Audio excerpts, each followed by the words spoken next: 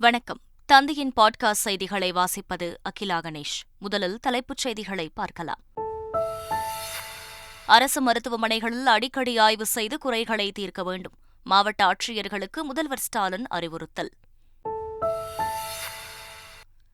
இடைநிலை ஆசிரியர்களின் கோரிக்கைகளை பரிசீலிக்க மூவர் குழு அமைக்கப்பட்டுள்ளதாக அமைச்சர் அன்பில் மகேஷ் தகவல். பகுதி நேர ஆசிரியர்களின் தொகுப்பூதியம் 12,500 ரூபாயாக உயர்த்தப்படும் என்றும் அறிவிப்பு.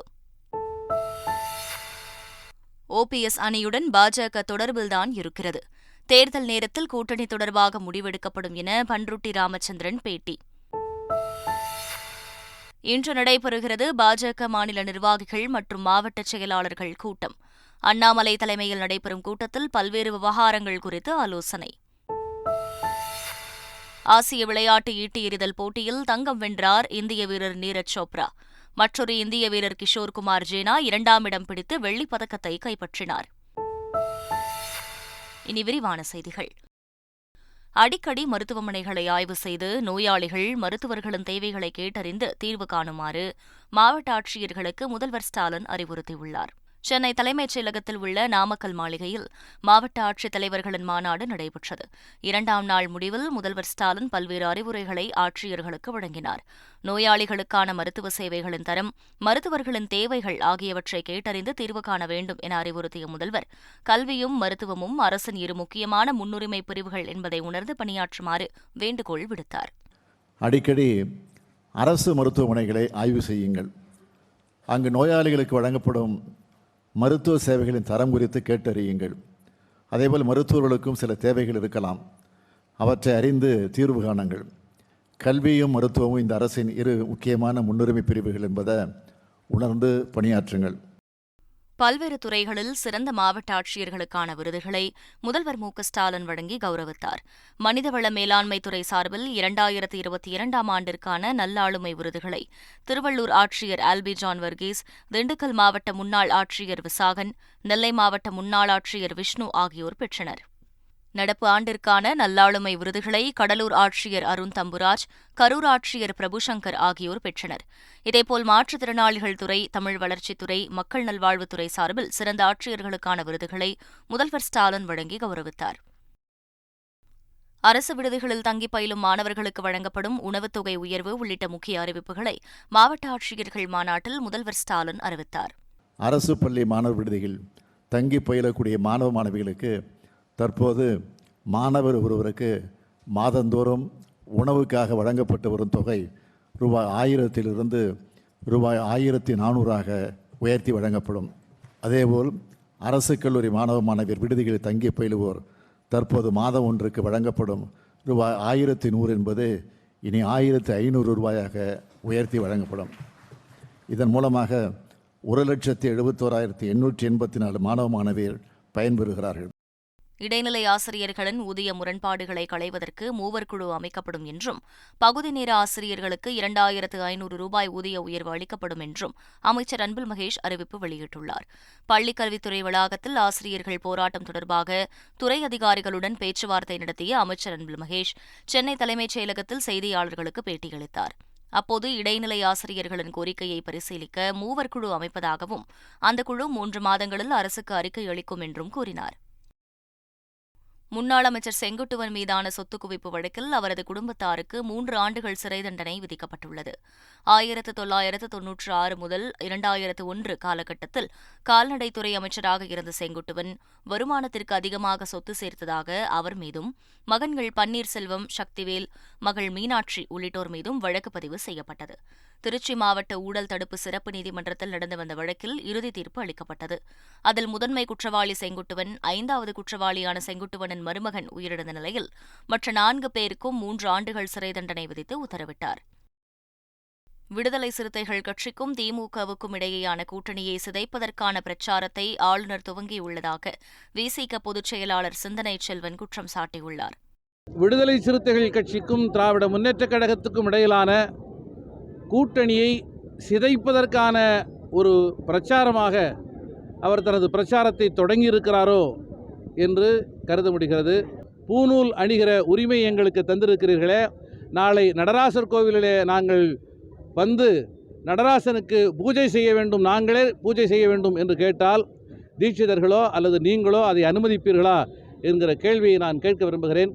ஆகவே இந்த பூநூல் நாடகம் தமிழகத்திலே எடுபடாது.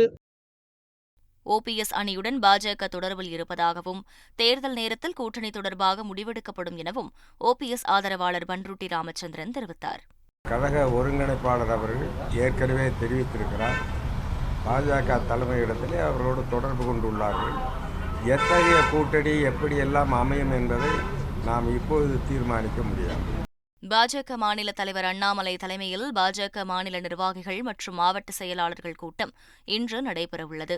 காலை 10 மணி அளவில் சென்னை அமைந்தகரையில் உள்ள தனியார் மண்டபத்தில் கூட்டம் நடைபெறவுள்ளது. இதில் 2024 நாடாளுமன்ற தேர்தல், அதிமுக பாஜக கூட்டணி முறிவு, தமிழ்நாட்டில் பாஜக அடுத்தடுத்து மேற்கொள்ள வேண்டிய முக்கிய பணிகள் பற்றி ஆலோசனை நடத்தப்படவுள்ளது. பாஜக மாநில தலைவர் அண்ணாமலையின் டெல்லி பயணம், கூட்டணி விவகாரத்தில் தேசிய தலைமையின் எண்ண ஓட்டம் உள்ளிட்ட பல்வேறு விவகாரங்கள் குறித்து ஆலோசிக்கப்பட உள்ளது. மயிலாடுதுறை அருகே வெடிக்கிடங்கில் நாட்டு வெடிகள் வெடித்து விபத்திற்குள்ளானதில் 4 பேர் உயிரிழந்தனர், 3 பேர் படுகாயங்களுடன் மீட்கப்பட்டுள்ளனர். தரங்கம்பாடி அருகே தில்லையாடி கிராமத்தில் மோகன் என்பவருக்கு சொந்தமான கிடங்கில் இந்த விபத்து நிகழ்ந்தது. இந்த விபத்தில் வெடிக்கிடங்கில் பணியாற்றி வந்த 4 பேர் உடல் சிதறி உயிரிழந்தனர். படுகாயமடைந்த 3 பேர் மருத்துவமனையில் அனுமதிக்கப்பட்டுள்ளனர்.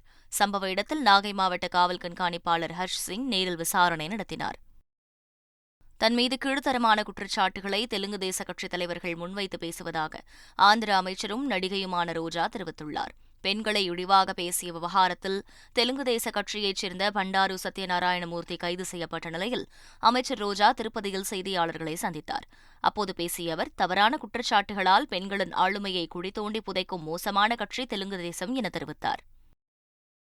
இசையமைப்பாளர் AR ரஹ்மானுக்கு கண்டனம் தெரிவித்துள்ள இந்திய அறுவை சிகிச்சை நிபுணர்கள் சங்கம் அவர்தான் மன்னிப்பு கேட்க வேண்டும் என்றும் 15 கோடி ரூபாய் தர வேண்டும் என்றும் கூறியுள்ளது. தனது பெயருக்கு களங்கம் ஏற்படுத்தியதற்காக 10 கோடி ரூபாய் இழப்பீடு தர வேண்டும் என்று AR ரஹ்மான் தரப்பில் நோட்டீஸ் அனுப்பப்பட்டது. இதற்கு விளக்கம் அளித்து சங்கம் அனுப்பிய நோட்டீஸில் கொடுத்த பணத்தை திருப்பித் தருவார் என 5 ஆண்டுகளாக கண்ணியத்துடன் காத்திருந்த நிலையில் மலிவான விளம்பரத்திற்காக மருத்துவர் சங்கம் நோட்டீஸ் அனுப்பியதாக கூறுவது கண்டனத்திற்குரியது என தெரிவிக்கப்பட்டுள்ளது.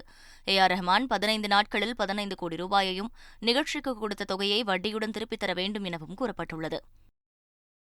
ரஜினிகாந்தின் 170வது படத்தின் படப்பிடிப்பு திருவனந்தபுரத்தில் பூஜையுடன் தொடங்கியுள்ளது. ஜெய்பீம் புகழ் ஞானவேல் இயக்கும் இந்த படத்தில் ரஜினிகாந்துடன் அமிதாப் பச்சன், ஃபஹத் ஃபாசில், மஞ்சு வாரியர், ராணா டகுபதி, ருத்திகா சிங், துஷாரா விஜயன் உட்பட மிகப்பெரிய நட்சத்திர பட்டாளமே ஒப்பந்தம் செய்யப்பட்டுள்ளனர்.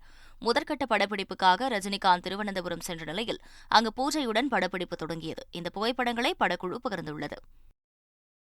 இயக்குநர் லோகேஷ் கனகராஜ் சில நாட்களுக்கு முன்பு தனது எக்ஸ் தளத்தின் முகப்பு பக்கத்தில் லியோ திரைப்படத்தின் ஹேஷ்டேக் பதிவை நீக்கியிருந்தார். இதனால் லோகேஷ் கனகராஜ் லியோ திரைப்படத்தில் இருந்து விலகிவிட்டார் என்பது போன்ற சர்ச்சைகள் வெடித்தன. இந்நிலையில் லியோ திரைப்படத்தின் ஹேஷ்டேகை மீண்டும் தனது எக்ஸ் தளத்தின் முகப்பு பக்கத்தில் லோகேஷ் கனகராஜ் இணைத்துள்ளார். இதன் மூலம் நீண்ட நாட்களாக நிலவி வந்த சர்ச்சைக்கு அவர் முற்றுப்புள்ளி வைத்துள்ளார். கேரள மாநில அமைச்சரவைக் கூட்டம் அம்மாநில முதல்வர் பினராயி விஜயன் தலைமையில் திருவனந்தபுரம் தலைமைச் செயலகத்தில் நடைபெற்றது. கூட்டத்தில் அமைச்சர்கள் பலர் பங்கேற்றனர். இந்த கூட்டத்தில் மின்சார ஒழுங்குமுறை ஆணையத்தின் ஒப்பந்தங்களை மறுபரிசீலனை செய்யக்கோரி தீர்மானம் நிறைவேற்றப்பட்டுள்ளது. லோகேஷ் கனகராஜ் இயக்கத்தில் விஜய் நடித்துள்ள லியோ திரைப்படம் வரும் 19ஆம் தேதி திரையரங்குகளில் வெளியாகிறது. லியோ படத்தின் ட்ரெய்லர் வெளியாக உள்ள நிலையில் படத்திற்கான தணிக்கை முடிந்துள்ளதாக இயக்குநர் லோகேஷ் கனகராஜ் எக்ஸ் தளத்தில் பதிவிட்டுள்ளார். அதன்படி சிறியவர்கள் முதல் பெரியவர்கள் வரை அனைத்து தரப்பினரும் பார்க்கக்கூடிய வகையில் UA சான்றிதழ் வழங்கப்பட்டுள்ளதாக லோகேஷ் கனகராஜ் பதிவிட்டுள்ளார். மகாதேவ் ஆன்லைன் சூதாட்ட செயலி வழக்கில் நடிகர் ரன்பீர் கபூருக்கு அமலாக்கத்துறை சம்மன் அனுப்பியுள்ளது. ஐக்கிய அரபு எமிரேட்ஸை தலைமையிடமாக கொண்ட மகாதேவ் ஆன்லைன் செயலியுடன் இணைக்கப்பட்ட பண மோசடி நெட்வொர்க்குகள் தொடர்பாக மத்திய புலனாய்வு அமைப்பு கொல்கத்தா, போபால், மும்பை உள்ளிட்ட பல நகரங்களில் சோதனை நடத்தியது. சோதனையின்போது 417 கோடி ரூபாய் கைப்பற்றப்பட்டதாக அந்த அறிக்கையில் தெரிவிக்கப்பட்டுள்ளது. இந்நிலையில் பாலிவுட் நடிகர் ரன்பீர் கபூர் நேரில் ஆஜராகி விளக்கமளிக்க அமலாக்கத்துறை சம்மன் அனுப்பியுள்ளது. வரும் 6ஆம் தேதி விசாரணைக்கு ஆஜராகுமாறு அமலாக்கத்துறை கேட்டுக் கொண்டுள்ளது. ராஜஸ்தான் மற்றும் மத்திய பிரதேச மாநிலங்களுக்கு பிரதமர் மோடி இன்று சுற்றுப்பயணம் மேற்கொள்கிறார். ராஜஸ்தான் மாநிலம் ஜோத்பூரில் IIT வளாகத்தை நாட்டுக்கு பிரதமர் மோடி அர்ப்பணிக்கவுள்ளார். விமான நிலையத்தில் புதிய முனைய கட்டிடத்திற்கும் எய்ம்ஸ் மருத்துவமனையில் அவசர சிகிச்சை மையத்திற்கும் பிரதமர் மோடி அடிக்கல் நாட்டவுள்ளார். இதேபோன்று மத்திய பிரதேச மாநிலத்திற்கு பயணம் மேற்கொள்ளும் பிரதமர் 12,600 கோடி ரூபாய் மதிப்பிலான திட்டங்களை தொடங்கி வைத்து அடிக்கல் நாட்டுகிறார். இந்தூரில் நவீன வீடுகள் திட்டத்தின் கீழ் கட்டப்பட்ட 1000க்கும் மேற்பட்ட வீடுகளை பிரதமர் மோடி திறந்து வைக்க உள்ளார்.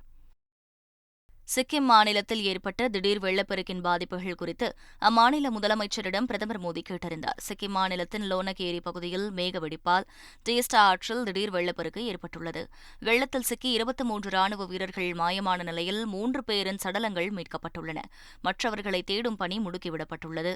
வெள்ளம் பாதித்த பகுதிகளில் ஆய்வு செய்த முதலமைச்சர் தமங் சிங் அதிகாரிகளுடன் ஆலோசனை மேற்கொண்டார். இதற்கிடையே முதலமைச்சர் தமங் சிங்கை தொலைபேசி மூலம் தொடர்பு கொண்ட பிரதமர் மோடி வெள்ள பாதிப்பு குறித்து கேட்டறிந்தார். டெல்லி மதுபான கொள்கை முறைகேடு வழக்கு தொடர்பாக ஆம் ஆத்மி கட்சியின் மாநிலங்களவை உறுப்பினர் சஞ்சய் சிங்கை அமலாக்கத்துறையினர் கைது செய்தனர்.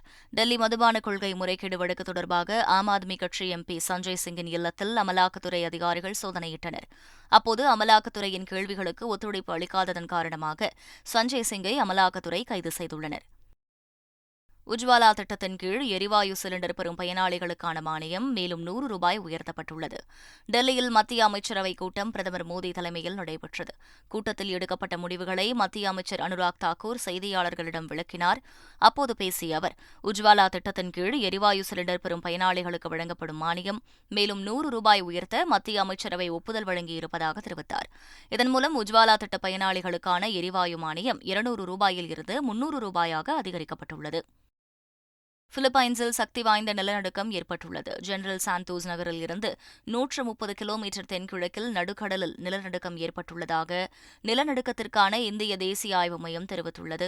160 கிலோமீட்டர் ஆழத்தில் மாலை 4:51 மணியளவில் நிலநடுக்கம் ஏற்பட்டதாகவும் கூறப்படுகிறது. சக்தி வாய்ந்த நிலநடுக்கம் என்றாலும் சுனாமி எச்சரிக்கை ஏதும் விடுக்கப்படவில்லை என தெரிவிக்கப்பட்டுள்ளது. ஆசிய விளையாட்டுப் போட்டிகளின் ஈட்டி எறிதலில் இந்திய வீரர் நீரஜ் சோப்ரா தங்கப்பதக்கம் வென்று சாதனை படைத்துள்ளார்.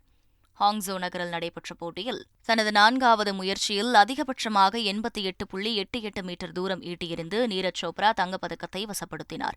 மற்றொரு இந்திய வீரர் கிஷோர் ஜெனா 87.54 மீட்டர் தூரம் ஈட்டியெறிந்து வெள்ளிப்பதக்கத்தை முத்தமிட்டார். ஈட்டி எறிதலில் இந்தியா இரட்டை பதக்கங்களை வென்று வரலாறு படைத்துள்ளது. கடந்த 2018ஆம் ஆண்டு ஜகார்த்தாவில் நடைபெற்ற ஆசிய போட்டிகளிலும் நீரஜ் சோப்ரா தங்கப்பதக்கம் வென்ற நிலையில் தற்போது 2வது முறையாக தங்கப்பதக்கத்தை நீரஜ் சோப்ரா அறுவடை செய்துள்ளார். சீனாவில் நடைபெற்று வரும் ஆசிய விளையாட்டுப் போட்டிகளின் ஆடவர் 400 மீட்டர் தொடர் ஓட்டப்பந்தயத்தில் தமிழக வீரர் ராஜேஷ் ரமேஷ், முகமது அனஸ், அமோத் ஜேக்கப், முகமது அஜ்மல் ஆகியோர் அடங்கிய இந்திய அணி தங்கப்பதக்கம் வென்று சாதனை படைத்தது. இதேபோல் மகளிர் 400 மீட்டர் தொடர் ஓட்டத்தில் தமிழக வீராங்கனைகள் வித்யா ராம்ராஜ், சுபா வெங்கடேசன் உள்ளிட்டோர் அடங்கிய இந்திய அணி வெள்ளிப்பதக்கம் வென்று அசத்தியுள்ளது. நடப்பு தொடரில் தமிழக வீரர்கள் அபாரமாக செயல்பட்டு பதக்கங்களை குவித்து வருவது குறிப்பிடத்தக்கது. ஆசிய விளையாட்டுப் போட்டிகளின் பதக்கப்பட்டியலில் சீனா தொடர்ந்து முதலிடத்தில் உள்ளது. 171 தங்கம், 94 வெள்ளி, 51 வெண்கலம் என 316 பதக்கங்களை சீனா வென்றுள்ளது. 37 தங்கம், 51 வெள்ளி, 59 வெண்கலம் என 147 பதக்கங்களுடன் ஜப்பான் 2ஆம் இடத்திலும், 33 தங்கம், 45 வெள்ளி, 70 வெண்கலம் என 148 பதக்கங்களுடன் தென்கொரியா 3ஆம் இடத்திலும் உள்ளன. 18 தங்கம், 31 வெள்ளி, 32 வெண்கலம் உள்ளிட்ட 81 பதக்கங்களுடன் இந்தியா 4ஆம் இடத்தில் உள்ளது. 16 தங்கம், 16 வெள்ளி, 22 வெண்கலம் என 54 பதக்கங்களுடன் உஸ்பெகிஸ்தான் 5ஆம் இடத்தில் உள்ளது. 12 தங்கம், 14 வெள்ளி, 20 வெண்கலம் என 46 பதக்கங்களுடன் சீன தைபே 6ஆம் இடத்தில் உள்ளது. இந்தியாவில் கிடைத்த விருந்தோம்பலால் சொந்த நாட்டில் இருப்பது போல் உணர்ந்ததாக பாகிஸ்தான் கிரிக்கெட் அணி கேப்டன் பாபர் அசம் நிகழ்ச்சி தெரிவித்துள்ளார். உலகக்கோப்பை கிரிக்கெட் தொடரையொட்டி அதில் பங்கேற்கும் அணிகளின் கேப்டன்கள் செய்தியாளர்களை சந்தித்தனர். அப்போது பேசிய பாகிஸ்தான் கேப்டன் பாபர் அசம் இந்தியாவில் விருந்தோம்பல் சிறப்பாக இருப்பதாக கூறினார். இந்தியாவில் தங்களுக்கு சிறப்பான வரவேற்பு கிடைக்கும் என்று எதிர்பார்க்கவில்லை என நிகழ்ச்சி தெரிவித்த அவர், தங்கள் அணியிடம் ரசிகர்கள் நடந்து கொண்ட விதத்தை வீரர்கள் அனைவரும் ரசித்ததாக குறிப்பிட்டுள்ளார். கௌதம் கம்பீர் இந்தியாவில் மிகவும் தவறாக புரிந்து கொள்ளப்பட்ட வீரர் என இந்திய கிரிக்கெட் வீரர் அஸ்வின் தெரிவித்துள்ளார். தனது யூடியூப் சேனலில் வீடியோ ஒன்றை வெளியிட்டுள்ள அஸ்வின், கௌதம் கம்பீர் அணிக்கான வீரர் எனவும் 2011 உலகக்கோப்பை வெற்றியில் கம்பீர் கொண்டாடப்படாத வீரர் எனவும் புகழாரம் சூட்டியுள்ளார். மேலும் கம்பீருக்கு தக்க பெயரும் புகழும் கிடைக்கவில்லை எனவும் அஸ்வின் கூறியுள்ளார். மீண்டும் தலைப்புச் செய்திகள். அரசு மருத்துவமனைகளில் அடிக்கடி ஆய்வு செய்து குறைகளை தீர்க்க வேண்டும். மாவட்ட ஆட்சியர்களுக்கு முதல்வர் ஸ்டாலின் அறிவுறுத்தல்.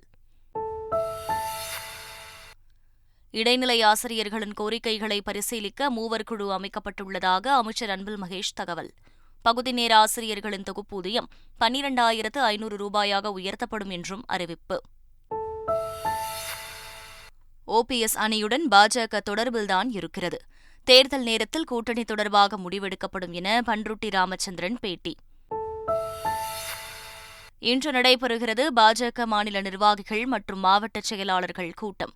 அண்ணாமலை தலைமையில் நடைபெறும் கூட்டத்தில் பல்வேறு விவகாரங்கள் குறித்து ஆலோசனை. ஆசிய விளையாட்டு ஈட்டி எறிதல் போட்டியில் தங்கம் வென்றார் இந்திய வீரர் நீரஜ் சோப்ரா. மற்றொரு இந்திய வீரர் கிஷோர் குமார் ஜேனா 2ஆம் இடம் பிடித்து வெள்ளிப் பதக்கத்தை கைப்பற்றினார். இத்துடன் செய்திகள் நிறைவடைகின்றன. வணக்கம்.